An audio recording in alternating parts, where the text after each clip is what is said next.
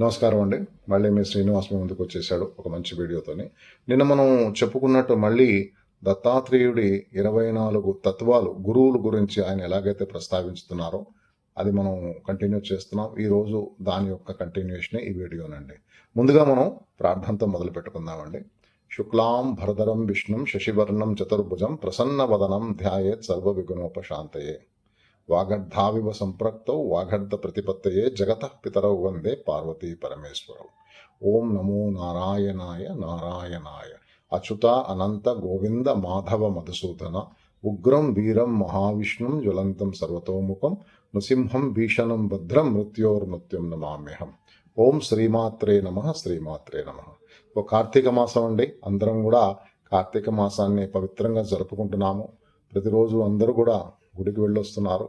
అయ్యప్ప దీక్షలు చేస్తున్నారండి. ఎక్కడ చూసినా కూడా భజనలు, గుళ్ళో భక్తులతో నిండిపోయి ఉన్నాయండి. చాలా సంతోషం అండి. ఇలాంటి రోజులు మనం కార్తీక మాసం, కార్తీక దామోదర మాసం కూడా అంటారు దీన్ని. సో ఈరోజు మనం మళ్ళీ మన యొక్క చర్చని భగవద్గీతలోని ఒక మంచి శ్లోకంతో మొదలు పెట్టుకుందామండి.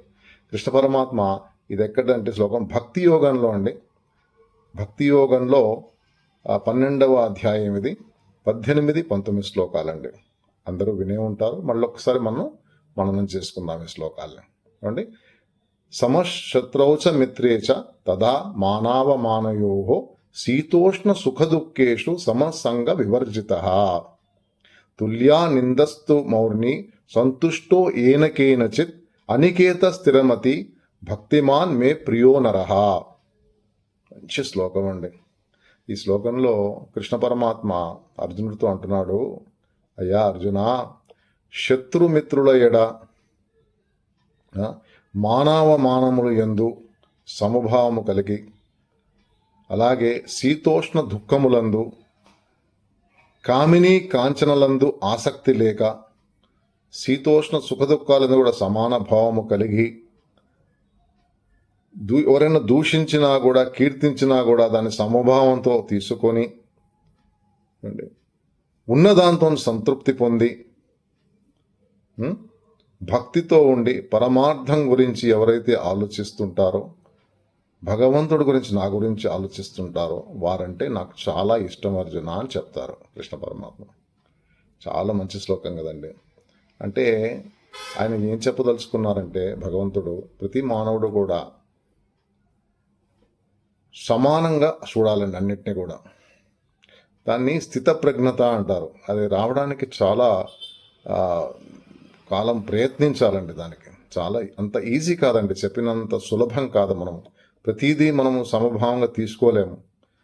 మనం ఇవాళ రేపు మనం చూస్తే ప్రపంచంలో చిన్న విషయానికి ఉద్రేకపూరితులైపోతున్నారు. ఎక్కడికో హత్యలకు కూడా దారితీస్తున్నాయండి. చిన్న చిన్న విషయాలు, చిన్న అప్పులకు కూడా. సో అలాంటిది మనం ఆలోచించాలండి. అందుకే మనం చిన్నప్పటి నుంచి కూడా ధ్యాన మార్గంలో ఉండాలి. మన యొక్క దృష్టిని భగవంతుడి వైపు మళ్ళించాలండి. అలాంటప్పుడు ఈ ఉద్రేక పరిస్థితులు వచ్చినా కూడా, మానవమానాలు వచ్చినా కూడా, రాగద్వేషాలందు కూడా సమూహం కలిగి ఉంటాం. దాన్ని మనము ప్రాక్టీస్ ద్వారా దాన్ని సాధించాలండి. ఇది మనకి భగవంతుడు చెప్పదలిచాడు ఈ శ్లోకం ద్వారా. సరేనండి. తర్వాత మనం దత్తాత్రేయుల వారి గురించి మనం రోజు కూడా చర్చించుకుంటున్నాము. ఈ రోజు కూడా ఆ విధంగానే చర్చించుకుందాం. దత్తాత్రేయుల వారిని మనం చూస్తే ఎలా కనపడతారు? దత్తాత్రేయులు ఆయన స్వరూపం అండి. 3 తలలు ఉంటాయండి. దానికి మనం మొదటగానే అనుకున్నాం కదండి, బ్రహ్మ విష్ణు మహేశ్వరుల స్వరూపమే దత్తాత్రేయ స్వామి కదండి. అత్రి అనసూయ పుత్రుడుగా పుట్టాడు దత్తాత్రేయ స్వామి అండి. దత్తాత్రేయ స్వామితో మీరు ఎప్పుడు చూసినా కూడా ఆయనతో ఏం కనబడతాయండి? మనకి 4 కుక్కలు కనబడతాయి, ఒక ఆవు కనబడుతుంది కదండి. 4 కుక్కలు దేనికి ప్రతీక అంటే 4 వేదాలకండి. ఋగ్వేదము, యజుర్వేదము, సామవేదము, అథర్వవేదము. 4 కుక్కలు 4 వేదాలకి ప్రతీక. ఆవు దేనికి ప్రతీక అండి? భూమాత ప్రతీక అండి. అది దత్తాత్రేయ స్వామి స్వరూపం అండి. మనం దత్తాత్రేయ స్వామి స్వరూపంలో 24 గురువులలో మనము భగవంతుడు దత్తాత్రేయ స్వామి ప్రతి గురువు నుండి ఒక ప్రత్యేక జ్ఞానాన్ని ఆయన పొందుతున్నాడు, ఆ యొక్క జీవి నుంచి, ఆ యొక్క వస్తువు నుంచి. అలాగే ఈరోజు మనము 2 జీవుల గురించి మాట్లాడుకుందామండి. ఒకటి తేనెటీగ, ఒకటి ఎలుగుబంటి. తేనెటీగ యొక్క గుణం మనం చూస్తే సహజ గుణం. తేనెటీగ ఏం చేస్తుందండి? అది సంచరించి తిరిగి పువ్వుల నుండి తేనెను సేకరిస్తుందండి. ఎన్నో పువ్వుల నుండి తేనెను సేకరించి వాటిని భద్రపరుస్తాయి తేనెటీగలండి. బీ హైవ్ అంటారు. తేనె పుట్టలో భద్రపరుస్తాయండి తేనె. కానీ ఈ ప్రక్రియ మొత్తంలో మీరు గమనిస్తే ఏ తేనెటీగ కూడా ఏ పువ్వుని కూడా తేనె తీసుకున్నా కూడా, మకరందాన్ని తీసుకున్నా కూడా పువ్వుని ఎక్కడ కూడా అది ధ్వంసం చేయదండి. ఆ పువ్వుని ఎటువంటి పువ్వుకి హాని తలపెట్టదు. తేనెని తీసుకొస్తుంది, భద్రపరుస్తుందండి. దత్తాత్రేయుడు స్వామివారు ఏమంటున్నారంటే, అలాగే మహాత్ములు కూడా ఎన్నో గ్రంథాలు చదివి, ఎన్నో పుస్తకాలను చదివి, ఋషులు మహాత్ములు వాటి జ్ఞానాన్ని సంపాదించాలి. వాళ్ళు ఈ ప్రక్రియ చేసేటప్పుడు ప్రతి ఇంటికి, గృహస్థుల ఇంటికి వెళ్ళి భిక్ష స్వీకరించినప్పుడు కూడా గృహస్థులకు కానీ ఎలాంటి ఇబ్బందులు కలుగచేయకూడదని దత్తాత్రేయుడు అంటున్నారు. కానీ ఇక్కడ ఒకటి గమనించాలండి, తేనెటీగలాగా పిసినారితనం ఉండకూడదు మహాపురుషులకి. ఇక్కడ తేనెటీగ పిసినారితనం చూపెడుతుంది. తేనెని సేకరించినాక భద్రపరుచుకుంటాయి. తను తినదు, ఎవరికి ఇవ్వదు. దానివల్ల ఏమవుతుందండి, పరుల సొమ్ము అయిపోతుంది. ఆ తేనెని ఒకరోజు వేటగాళ్ళు వచ్చి తేనెను తీసుకెళ్ళి పొగపెట్టి తేనెను తీసుకెళ్ళిపోతారు, లేదా ఎలుగుబండు తేనెను తినేస్తుంది. ఏం లాభం అండి? అలాగే మహాపురుషులు తాము సముపార్జించిన జ్ఞానాన్ని తమలో దాచుకోకుండా నలుగురికి జ్ఞానాన్ని పంచాలండి అని దత్తుడి యొక్క భావం. ఇది తేనెటీగనేసి. రెండోది ఎలుగుబంటినండి. ఎలుగుబంటిని మీరు ఎప్పుడన్నా చూస్తే, గమనిస్తే దాని స్వభావము ఈ తేనెటీగలతోనే ఉందండి. తేనెటీగలు మనం అనుకున్నట్లు తేనెని సేకరించి భద్రపరుస్తాయి. తేనెటీగలన్నీ పెద్ద తేనె పుట్టలు ఉంటాయి. ఈ ఎలుగుబంటి ఎప్పుడో వస్తుందండి, ఆ తేనె పుట్టని చెల్లా చెదురు చేసేసి ఆ తేనెని తీసుకొని వెళ్ళిపోతుందండి ఎలుగుబంటి. చూసారా అండి? భగవంతుడు దత్తుడు ఏం చెప్పదలుచుకున్నాడంటే, యోగి అనేవాడు ఎప్పుడు కూడా ఏది దాచుకోకూడదండి.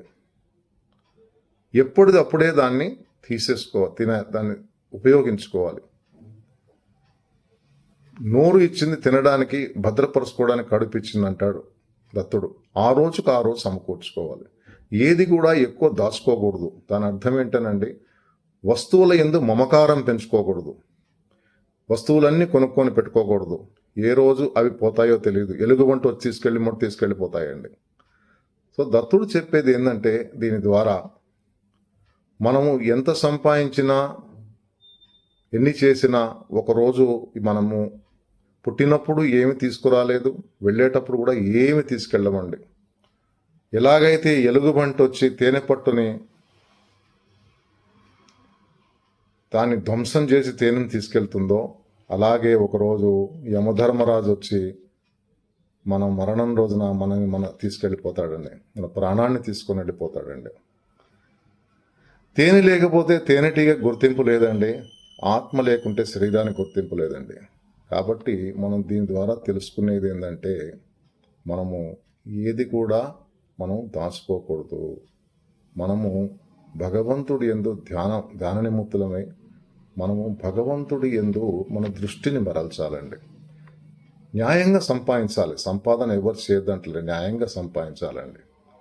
కానీ ఒకరోజు ఎలుగుబంటిలాగా ఏమవుతుందంటే, యమధర్మరాజు వచ్చి మన ప్రాణాలని మృత్యుదేవత కబళించి తీసుకెళ్ళిపోతుంది. కాబట్టి మనకందరికి కూడా దత్తప్రభు ఏమంటున్నాడంటే, మనము భగవంతుడి యందల మనం ధ్యానాన్ని, భక్తిని పెంచుకోవాలి. నిస్వార్థమైన జీవితాన్ని గడపాలని దీని అర్థం అండి. సరేనండి. మళ్ళీ మనము ఇంకొక వీడియోలో మళ్ళీ ఇంకో గురువుతో ఎలా ఉంటుంది, దత్తుడు ఎలా చెప్పదలుచుకున్నాడో ఆ గురువు గురించి మనం చర్చించుకుందాం. నమస్కారం.